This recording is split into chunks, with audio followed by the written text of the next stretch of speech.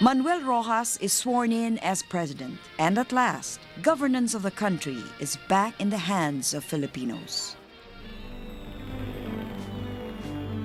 Finally, a government by the Filipinos, of the Filipinos, for the Filipinos. This is the democracy we have long been fighting for. The right to speak our minds. The right to elect our leaders. The right to learn and progress as individuals, as a nation. But democracy, true democracy, cannot be achieved without struggle. Even as President Rojas begins the rehabilitation of the country, violence born of impatience continues to plague society. Dissatisfied with the slow development of the country, the Hooks, mostly made up of peasants who have fought against the Japanese, take up arms again.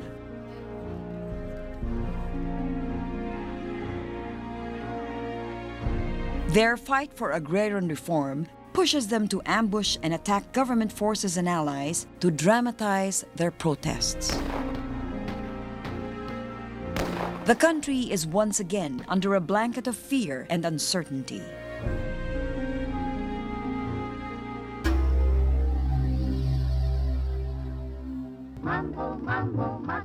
It is not until 1954 that President Ramon Magsaysay brings an end to the Hooks' reign of terror. Hope replaces fear. Determination replaces uncertainty. We resolve to continually keep alive the country's democracy. This is the challenge that faces every democratic country: sustaining democracy, where the government exists to realize the will of the people. Join hands with me, for this dream and this vision is not mine alone. When President Ferdinand Marcos is elected in 1965, economic and social conditions are worsening. Poverty and crime rates are at an all-time high. From 1969 to 1971, anti-government demonstrations and strikes break out in Manila and provincial centers of the country. We are taking our demands to the streets, directly to Malacanang. The government has to be reminded of its priorities. This is democracy in action. The first quarter storm, a prelude to the awakening of the Filipinos to the cruelty of the Marcos dictatorship. But our protests fall on deaf ears. Instead, explosions and gunfire silence our clamor for change.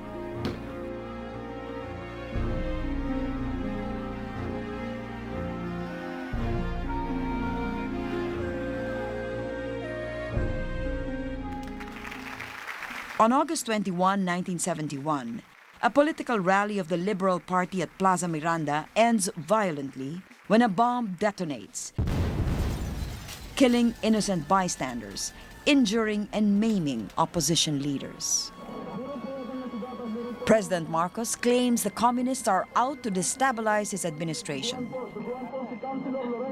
Thus, he suspends the privilege of the writ of habeas corpus, diminishing access to the judicial courts.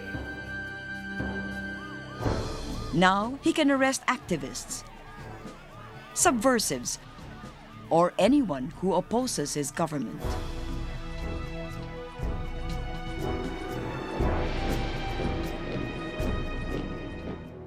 In the middle of the nation's crisis, a constitutional convention is called.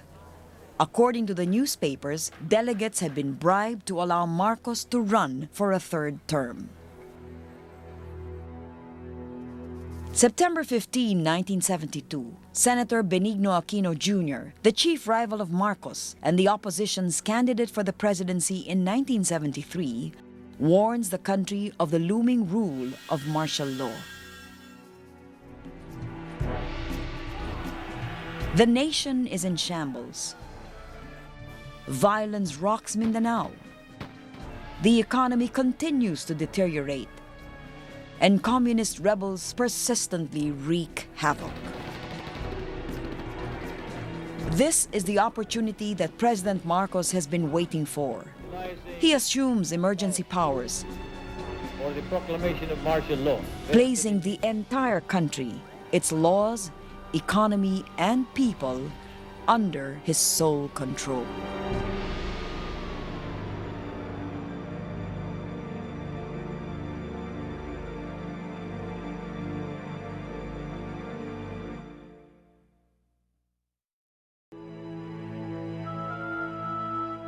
The morning of September 23, 1972 is unlike any other. The radios are silent. There are no newspapers. That night, President Marcos goes on TV and announces that he is placing the entire country under martial law. I have proclaimed martial law in accordance. Ordinary laws are suspended, and the government is placed under the rule of the military. Also silent is the voice of the opposition. Many have been arrested in the dead of night. Among them, Senators Jose Diokno and Benigno Aquino Jr. We soon hear of family members, friends, neighbors, and associates disappearing. Plaza Miranda was silenced by one grenade blast. Our country is now silenced by one proclamation.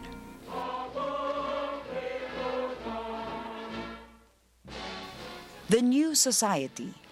President Marcos tries to disguise the dictatorship by calling for a revolution from the center.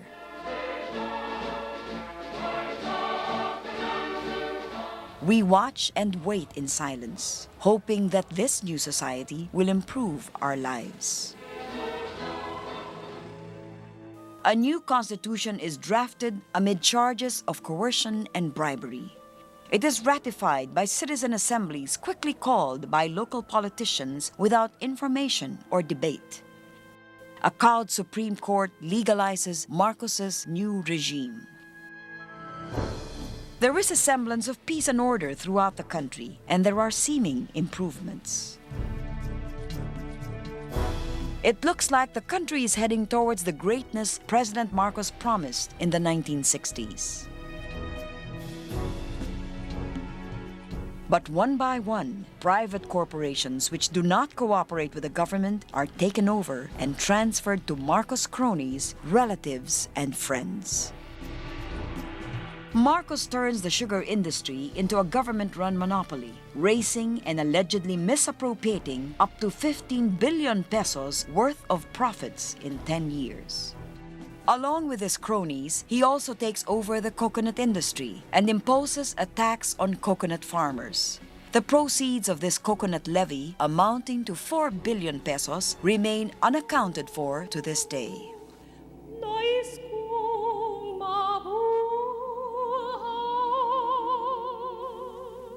The Marcoses and their friends live like royalty, while ordinary citizens struggle to meet the demands of everyday life. Poverty worsens.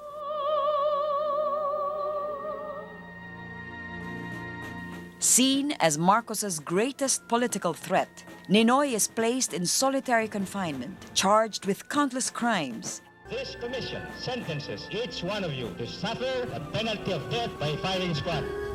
But he continues to fight the dictatorship from his lonely prison cell, refusing to recognize military authority and launching a hunger strike that nearly costs him his life.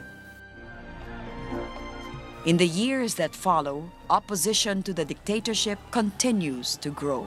The youth fearlessly march in the streets in protest against reports of arbitrary arrests, torture, and summary executions. In 1978, President Marcos seeks to legitimize his rule and quell the growing unrest. He calls for an election for an interim batasang pambansa or National Assembly. The opposition seizes the opportunity to break the dictatorship and forms its own party, Lakas ng Bayan or Laban. Its top candidate, the man sentenced to death by a military court, Benigno Ninoy Aquino Jr. On April 6, 1978, the eve of the election, a massive noise barrage rocks the streets of Manila. We release the shouts and cries of protest long suppressed by the dictatorship. Finally, we have regained our voice. But massive poll fraud denies the will of the people. As we enter the 1980s, the future looks bleak. In 8 years of martial law, grave abuse of power, massive graft and corruption, and unfavorable global events have left the country bankrupt and saddled with an enormous foreign debt. To appease his critics, President Marcos releases Ninoy Aquino for heart bypass surgery in the USA. Many see this as a desperate attempt to stop the outpouring of support for Ninoy. By 1981, Marcos bows to the pressure of world opinion. He officially lifts martial law in time for the arrival of Pope John Paul II, but retains all the powers of a dictator. A presidential election is also held. This time, the opposition refuses to participate. Without a real opposition, Marcos is again elected. In the United States, Ninoy makes the best use of his time by bringing the suffering of our country to the attention of the world. It is our duty and our obligation to tell Mr. Marcos that maybe he is wrong. But definitely, Mr. Marcos is a human being, and I have not lost hope that we can still reach him in the recesses of his conscience. But Ninoy has a promise to fulfill. Despite warnings of possible assassination, he is determined to return. On the 21st of August 1983, on the anniversary of the Plaza Miranda bombing, the plane carrying Ninoy Aquino lands at Manila International Airport. Thousands of Aquino supporters are gathered to eagerly welcome him.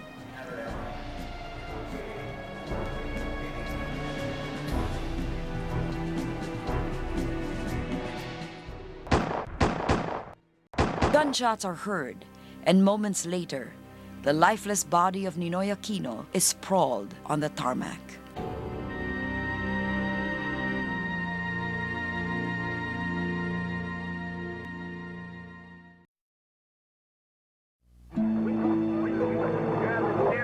The gunshots that killed opposition leader Benigno Aquino Jr. finally aroused a nation long cowed into silence. Millions shuffle past his coffin to pay their respects and accompany him to his tomb where he is laid to rest.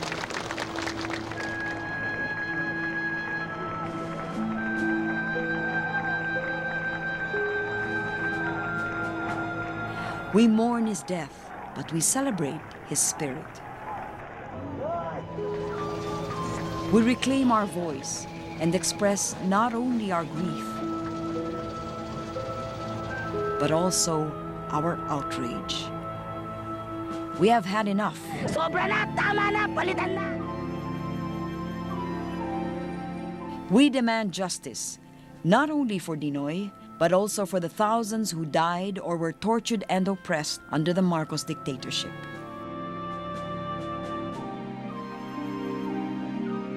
Ninoy's words, "The Filipino is worth dying for," reverberate throughout the country.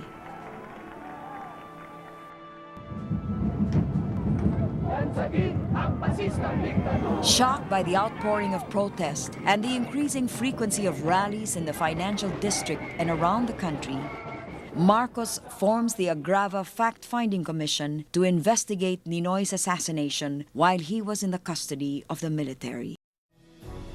However, the Sandigan Bayan acquits the chief of the armed forces and the other military men. Meanwhile, the president's health is deteriorating steadily. He is also losing control of the country as protests get louder and protesters get bolder. In the parliamentary elections of 1984, under the watchful eye of the newly resurrected NAMFREL, the National Movement for Free Elections, opposition parties UNIDO and PDP Laban win 64 out of the 165 seats. The president and his wife Imelda are stunned. Marcos bows to pressure and orders a snap election on November 3, 1985. The opposition is energized. It mobilizes and forms a convener group composed of businessmen, politicians, professionals, and former prison mates of Ninoy.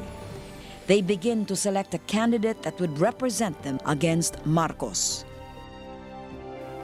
As the opposition coalesces, transcending their personal ambitions, Corazon Cojuanco Aquino, the widow of the slain Ninoy, emerges as the candidate who can stand a chance against the overwhelming power and resources of the dictatorship. Her inexperience in the world of politics is overshadowed by her impassioned crusade to restore democracy. The people respond. We show our support by displaying her chosen campaign color yellow on streamers, ribbons, t-shirts, caps, and pins. We flash her signature campaign sign, the Laban sign. We march the length of Ayala Avenue and fill it with yellow confetti. On February 7, 1986, 26 million of us go out and vote. It is an election marred by violence and attempted fraud, but it brings out our courage and vigilance. Public school teachers refuse bribes to cheat and rig the votes. 30 tabulators of the Commission on Elections walk out to protest government attempts at cheating. Catholic bishops declare the elections which proclaimed Marcos the winner a fraud. But do not get me wrong. Cory loses in the official count, but the people are convinced that she had won the elections. Over 1 million Filipinos stage a victory rally for her in Rizal Park. We support her call for civil disobedience and the boycott of crony companies. To boycott San Miguel products. Cracks appear in the Marcos camp.